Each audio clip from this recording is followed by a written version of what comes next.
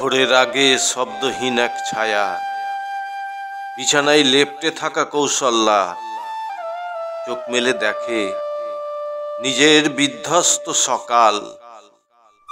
মাথায় যেন দিন রাত পুরানো ক্লান্তির জঞ্জাল।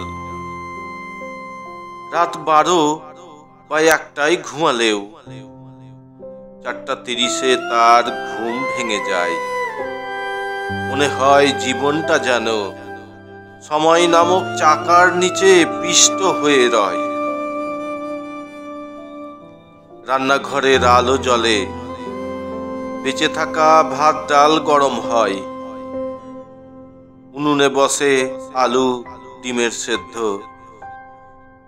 এক শরীরে 10 নারীর মতো কৌশল্যা ছুটে চলে দায়িত্বের এক প্রান্ত থেকে আর এক প্রান্তে।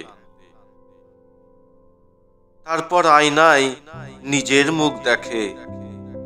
ধ্বংসস্তূপের ওপর লাল লিপস্টিক দিয়ে একটুখানি রাঙায় নতুন ভরসার রেখা। গোগ্রাসে কিছু মুখে তুলে শাড়িটা শরীরে জড়িয়ে চেয়ে দেখে ঝাঁঝরা করা সকাল। বিড়বিড় করে নিজেকেই বলে, ভয় পাস না, একদিন সব ঠিক হবে, এটাই আশা। কাঁধে ব্যাগ, হাতে টিফিন।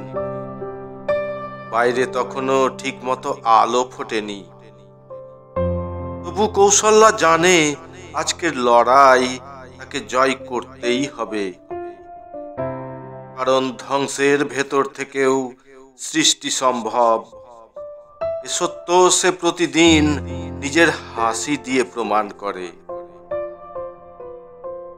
দরজা ঠেলে বের হতে হতে সে মৃদু হাসে।